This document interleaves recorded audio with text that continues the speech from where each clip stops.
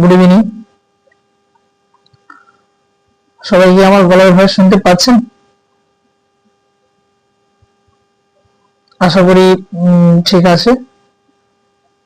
তো আজকে আমি বলেছিলাম যে প্রত্যেকদিন সন্ধ্যেবেলা আমার এই চ্যানেলে বিভিন্ন ধরনের বিষয়বস্তুর উপরে ভিডিও আপনারা পেয়ে যাবেন। সবাইকে শুভ সন্ধ্যা জানাই দাস টিচিং পয়েন্ট কোচিং সেন্টারের পক্ষ থেকে। আজকে নিয়ে এসেছি আমার জিকের 1 নম্বর ক্লাস। জিকের 1 নম্বর ক্লাসে আমি রেখেছি আজকের 18টি খুব গুরুত্বপূর্ণ প্রশ্ন, জিকে প্রশ্ন। এই প্রশ্নগুলির উত্তর আশা করি আপনাদের কাজে আসবে। বেশি কথা না বাড়িয়ে আজকে আমি চলে যাচ্ছি আমার প্রথম প্রশ্নে।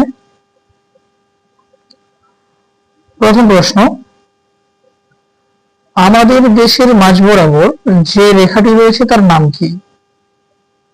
আপনারা সবাই জানেন কম বেশি যে রেখাটির নাম হচ্ছে কর্কট ক্রান্তি রেখা। কর্কট ক্রান্তি রেখা, এই রেখাটি আমাদের দেশের মাঝ বরাবর রয়েছে।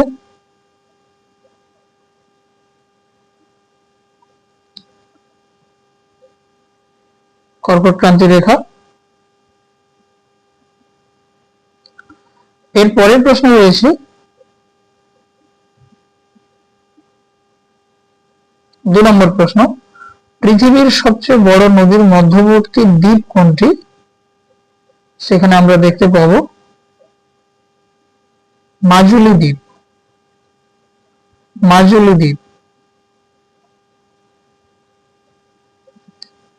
আমি আমার একটু পেনের সাইজটাকে একটু ছোট করে নিচ্ছি। পেনের সাইজটিকে একটু ছোট করে নিচ্ছি। 3 নম্বর প্রশ্ন, হলদিঘাটের যুদ্ধ বা হলদিঘাটের যুদ্ধ কত সালে হয়েছিল? 1576। 1576। এখানে আকবর এবং হিমুর মধ্যে যুদ্ধটি হয়েছিল। এর পরের প্রশ্ন আসছি,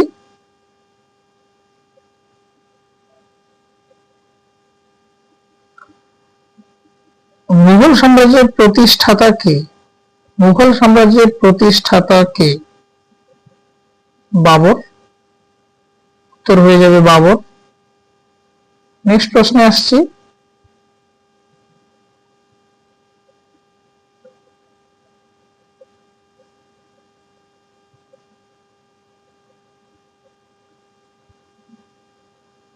নেক্সট প্রশ্ন, ভারতের নেপোলিয়ন কাকে বলা হয়?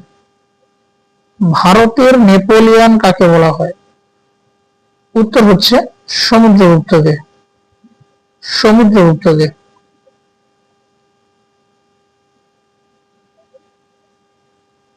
এরপরের প্রশ্ন,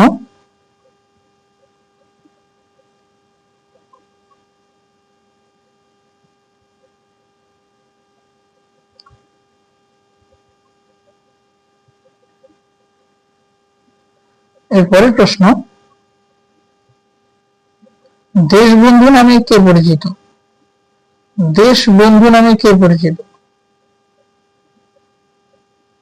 চিত্তরঞ্জন দাস। চিত্তরঞ্জন দাস। পরের প্রশ্ন,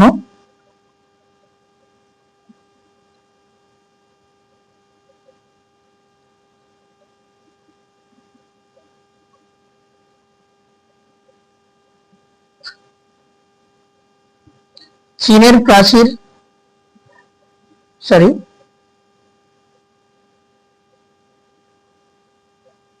চীনের প্রাচীর কাকে বলা হয়? গোষ্ঠ গোপালকে। গোষ্ঠ গোপালকে। পরের প্রশ্ন, লালকেল্লা কে প্রতিষ্ঠা করে? উত্তর হবে শাহজাহান।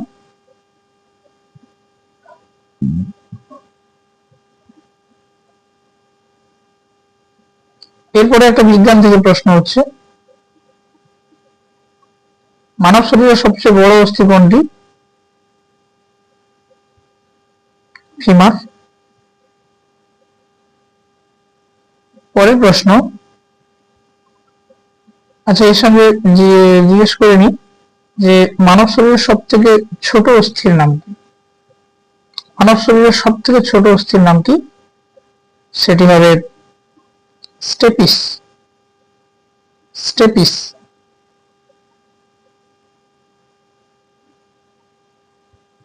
স্টেপিস।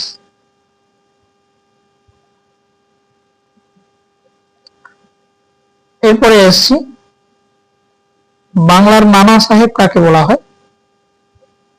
বাংলার নানা সাহেব কাকে বলা হয়? রামরতন মল্লিককে। পরের প্রশ্নে আসছি, হিউয়েন সাং কোন শাসকের সময় ভারতে আসেন? উত্তর হয়ে যাবে হর্ষবর্ধন। পরের প্রশ্নতে আসছি,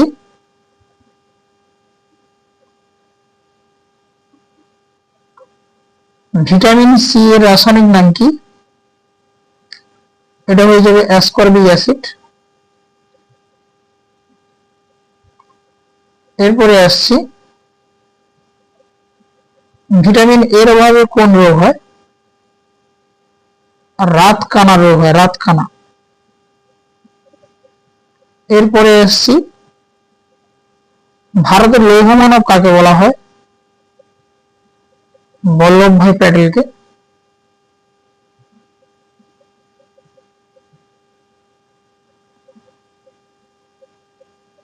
মানবদেহের ক্রোমোজোমের সংখ্যা কত? 46টি। বক্সা জাতীয় উদ্যান কোথায় অবস্থিত? আলিপুরদুয়ার।